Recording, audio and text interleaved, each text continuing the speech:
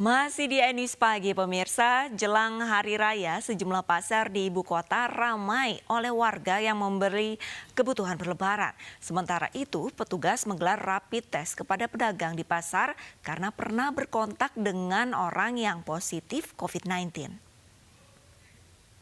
Jangan cuma sembako, kami butuh uang, butuh makan tiap hari. Iuran toko gimana? Sembako juga memadai. Iya, sembako tidak cukup Pak. Kaleng 2 sarden, mis belum bungkus. Beras 5 kilo, minyak 2 liter, nggak cukup mau sebulan, anaknya banyak. Air sama bayar, listrik kami tetap bayar. Coba, kontrakan sama bayar. Pedagang di kawasan Tanah Abang, Jakarta melawan petugas yang hendak menutup tokonya. Para pedagang nekat berjualan untuk tetap bertahan hidup karena bantuan dari pemerintah sangat kurang. Kita dagang sini, mall aja buka, kenapa tidak? Pedagang meminta untuk tetap membuka tokonya selama 2 hari jelang Lebaran. Mereka tetap berjualan karena warga ramai berbelanja jelang Lebaran. Padahal selama pembatasan sosial berskala besar, hanya toko yang menjual kebutuhan pokok saja yang diperbolehkan beroperasi. Seluruh warga masyarakat yang masih berkerumun, masih berkumpul agar segera membubarkan diri. Ini dalam rangka memutus mata rantai penyebaran virus COVID-19. Keramaian warga berbelanja baju lebaran juga terjadi di Pasar Balimester, Jatinegara, Jakarta. Puluhan pedagang menjajakan barang dagangannya tidak hanya di pasar tetapi sampai trotoar. Warga pun tetap nekat berbelanja baju lebaran. Untuk persiapan anak untuk lebaran. Beli apa, Bu? Beli buat itu kue. Terus? Iyalah buat sehari-hari lah, yang penting itu buat sehari-hari dulu deh, gitu kebutuhan sehari-hari. Petugas pun menutup lapak pedagang untuk menghindari penularan COVID-19 di tempat ramai. Nah, jadi di sini kuncinya adalah masyarakat juga. Diharapkan masyarakat dengan penuh kesadaran untuk tidak usah membeli baju baru lebaran. Lebaran tidak harus baju baru. Kalau mereka dagang banyak, nggak ada yang beli, otomatis mereka akan tutup gitu. Tetapi karena ini ada yang beli, sehingga untuk itu marilah kita kesadaran seluruh warga DKI Jakarta, lebaran nggak usah pakai baju baru. Sementara itu, 30 pedagang di Pasar Perumnas Klender, Jakarta mengikuti tes rapid dan swab karena pernah kontak langsung dengan 2 rekannya yang positif COVID-19. Namun karena enggan menjalani tes, petugas pun mendatangi para pedagang satu persatu. Data sebenarnya kurang lebih ada 30 orang yang akan diperiksa terkait itu dari hasil tracing kami dari Puskesmas Duren Sawit. Tetapi yang datang ini baru kurang lebih ada 15 orang. Jadi masih banyak pedagang yang kurang kooperatif untuk dilakukan pemeriksaan. Rapid test dan swab ini untuk meminimalisir penularan COVID-19 di pasar. Apalagi jelang Lebaran, sejumlah pasar tradisional di ibu kota semakin ramai. Bahkan, beberapa dari pedagang dan pembeli tidak memakai masker dan menjaga jarak fisik, padahal masih di masa PSBB. Dari Jakarta, tim liputan iNews melaporkan. Pemirsa, tidak hanya di ibu kota, jelang Lebaran sejumlah pasar di daerah juga ramai dikunjungi warga. Meski beberapa warga mematuhi protokol kesehatan, namun tak sedikit warga yang mengabaikannya. Bengok, Bunda, jadi tutup. Ayo. Wakil Bupati Lumajang Indah Amperawati menegur sejumlah pembeli dan penjual yang tidak memakai masker saat meninjau aktivitas pasar tradisional jelang Lebaran.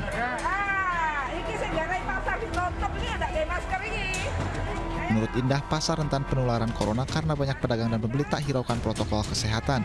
Bahkan Indah mengancam akan menutup pasar jika pedagang dan pembeli tak patuhi aturan. Ayo, pakai masker, jaga jarak. Kalau masih ingin pasarnya dibuka, kalau pasarnya kata ditutup, bingung. Bunda jok ditutup, Bunda jok ditutup. Tapi gak tertib. Pakai masker, jaga jarak. Di Lumajang, kasus warga yang terinfeksi corona berjumlah 33 orang, sementara PDP berjumlah 84 dan ODP 364 orang.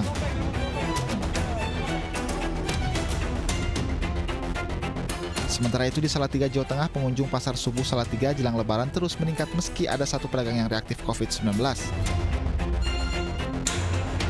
Pasar tetap mematuhi pola physical distancing di mana lapak antar pedagang diberi jarak aman hingga 2 meter, serta pembeli dan penjual harus gunakan masker. Ini nggak takut nggak belanja di sini, Mbak? Jadi kita kan harus waspada, hati-hati aja. Jangan sampai gerombolan sama orang-orang gitu loh. Caranya gimana, Mbak, biar aman kalau belanja di sini, Mbak? Ya kan pakai masker, terus juga nggak kumpul-kumpul gitu loh. Nggak kumpul-kumpul gitu ya. Tetap dibukanya pasar ini untuk memastikan perekonomian serta kebutuhan masyarakat di Kota Salatiga tetap dapat terpenuhi.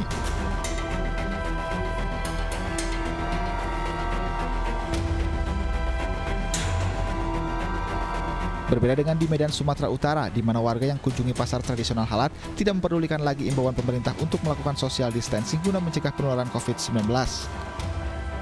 Rata-rata warga datang ke pasar untuk penuhi kebutuhan Lebaran. Beberapa pembeli mengaku sebenarnya takut datang ke pasar, namun karena terdesak kebutuhan mereka terpaksa harus ke pasar. Tingkat kunjungan di sejumlah pasar di Medan naik 2 kali lipat dibanding hari biasa. Kondisi ini dimanfaatkan pedagang untuk menaikkan harga barang, terutama bahan pokok hingga lebih dari 30%. Kondisi ini diperkirakan masih akan berlanjut hingga Sabtu besok. Kontributor iNews melaporkan. Provinsi Jawa Timur menjadi wilayah dengan jumlah pasien positif COVID-19 terbanyak setelah Jakarta. Data kemarin, kasus positif di Jawa Timur tembus 3.000 kasus.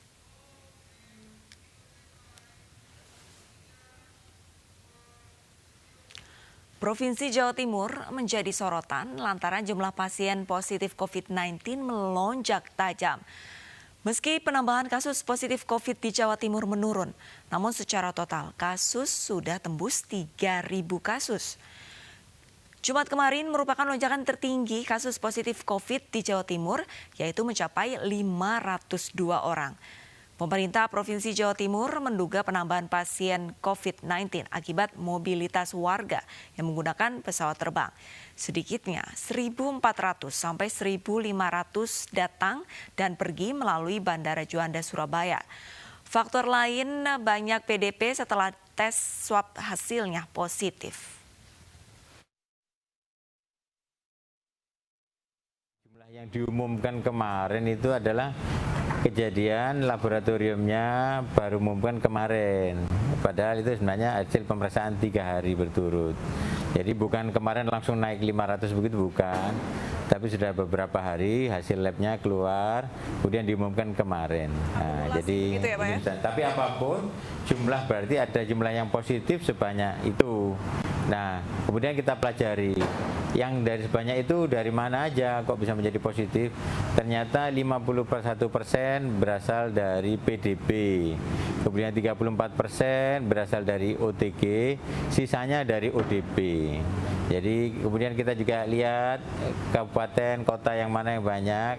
Yang banyak dari Surabaya sebanyak 311, kemudian dari Sidoarjo 57, kemudian dari Gresik 26, dan dari Kabupaten Probolinggo 31.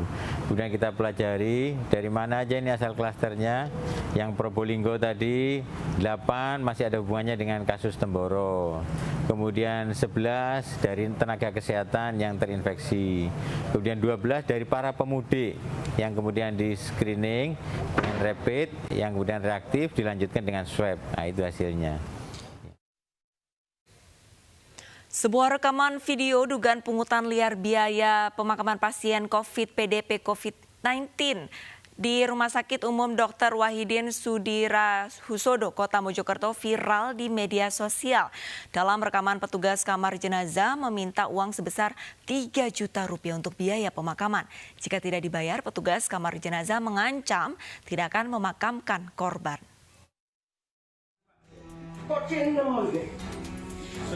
Udah hitungnya, kwitansinya. Ini pasien PDP. Dinyatakan PDP bukan oleh keluarga, oleh rumah sakit, oleh dinas kesehatan, oleh petugas medis. Adu mulut antara keluarga pasien dalam pemantauan COVID-19 yang meninggal dunia dengan petugas kamar jenazah terjadi di Rumah Sakit Dr. Wahidin Sudirohusodo, Mojokerto, Jawa Timur. Kita udah kena beban sosial, Pak, di rumah itu. udah nggak usah sok bijaksana. Ini loh kwitansinya mana? Keluarga menuntut kwitansi atas uang 3 juta rupiah yang ditagihkan petugas kamar jenazah untuk biaya pemakaman. Petugas menyebut rincian biaya digunakan untuk peti jenazah, plastik, ambulans, dan biaya pemakaman. Bahkan sempat mengancam tidak akan memakamkan pasien jika tidak diberi uang. Video ini direkam pada 19 Mei, 1 jam setelah PDP COVID-19 berinisial JSH meninggal dunia.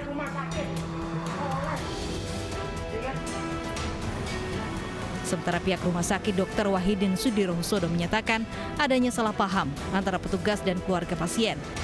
Petugas belum memahami surat edaran tata laksana pembiayaan COVID-19, di mana semua pemulasaran jenazah pasien positif dan PDP ditanggung pemerintah. Pada saat itu meninggal dari kabupaten, personal ini mungkin belum jelas, atau mungkin bentuk titipan yang nanti karena meninggalnya malam kan, besok akan dikonfirmasi dan betul dikonfirmasi berikutnya ke atasannya, ke Pak Didi, ke Bu Trias, dan itu ada aturan dan harus dikembalikan. Sebelum dirawat di Rumah Sakit Dr. Wahidin Sudirohusodo, Kota Mojokerto, pasien JSH merupakan pasien rujukan dari RS Hasanah dengan penyakit bawaan diabetes dan gejala sesak nafas, sehingga terindikasi terpapar COVID-19. Uang 3 juta rupiah yang sudah dibayarkan ke petugas kamar jenazah telah dikembalikan ke pihak keluarga. Dari Kota Mojokerto, Jawa Timur, Solahuddin, iNews melaporkan. Juru bicara penanganan COVID-19 Yuryanto angkat bicara terkait tradisi warga yang ramai mempersiapkan kebutuhan untuk Lebaran. Ia meminta masyarakat tetap mengikuti prosedur keamanan kesehatan guna menghindari penularan di tempat ramai seperti pasar. Tradisi untuk menyiapkan perayaan kemenangan di Idul Fitri dengan memakai baju yang baru, dengan menyajikan makanan yang terbaik yang bisa kita berikan, adalah sesuatu yang positif. Namun dalam situasi yang seperti sekarang ini, semestinya itu bisa kita lakukan dengan menyiasati untuk tetap aman dari kemungkinan tertular COVID-19. Tidak ada larangan untuk membeli baju yang baru, tidak ada larangan untuk ke pasar. Namun tetap dengan etika sesuai dengan protokol kesehatan, menjaga jarak, menggunakan masker, dan mencuci tangan dengan sabun adalah cara yang paling bijak di dalam kaitan ini. Kasus konfirmasi COVID-19 meningkat sebanyak 634 orang, sehingga totalnya menjadi 20.796 orang. Kasus sembuh meningkat 219 orang, sehingga total menjadi 5.057 orang. Kasus meninggal 48 orang, sehingga total menjadi 1.326 orang. Saudara-saudara, kita masih melakukan pemantauan terhadap ODP yang sampai saat ini sedang berjalan sebanyak 47.150 orang. Sementara kasus PDP yang saat ini sedang diawasi sebanyak 11.028 orang. Ini semuanya menggambarkan bahwa penularan masih terjadi. Bahwa di luar masih ada sumber penularnya. Lonjakan jumlah konfirmasi positif COVID-19 hampir menyentuh angka 1.000. Jumlah tertinggi berada di daerah Jawa Timur dengan 502 penambahan konfirmasi positif corona.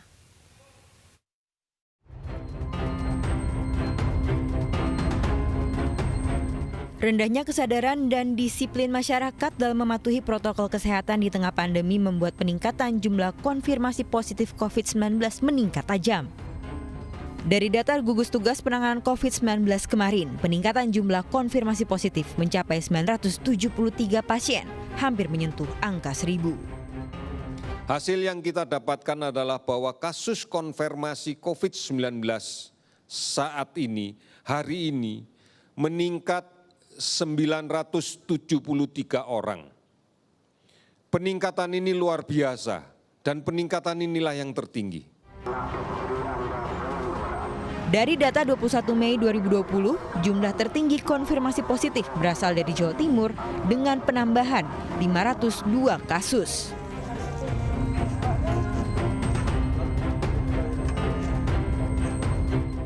Di level Asia Tenggara, Indonesia menempati posisi kedua di bawah Singapura dalam kasus positif. Namun dibandingkan Singapura, angka kematian di Indonesia jauh lebih tinggi. Sementara jumlah pasien sembuh Indonesia tertinggal jauh dari Singapura. Filipina, Malaysia, dan Thailand berturut-turut berada di posisi 3 hingga 5 dalam kasus positif terbanyak di Asia Tenggara. Sementara 3 negara Asia Tenggara mencatat 0 kematian karena corona, yaitu Vietnam, Kamboja, dan Timur Leste. Khusus Timur Leste, negara ini juga mencatat 100% pasien sembuh dari corona. Bila angka pasien positif corona di Indonesia tak bisa dikendalikan, kapasitas rumah sakit di tanah air tidak bisa menampung derasnya jumlah pasien. Ditambah lagi ringannya sanksi bagi pelanggar aturan PSBB dan rendahnya tingkat disiplin masyarakat. Semua ini akan membuat corona tak segera teratasi di tanah air. Tim Liputan iNews melaporkan. Ratusan warga di Cirebon, Jawa Barat antre bantuan tunai dari Kementerian Sosial namun mengabaikan protokol COVID-19. iNews Pagi akan segera kembali.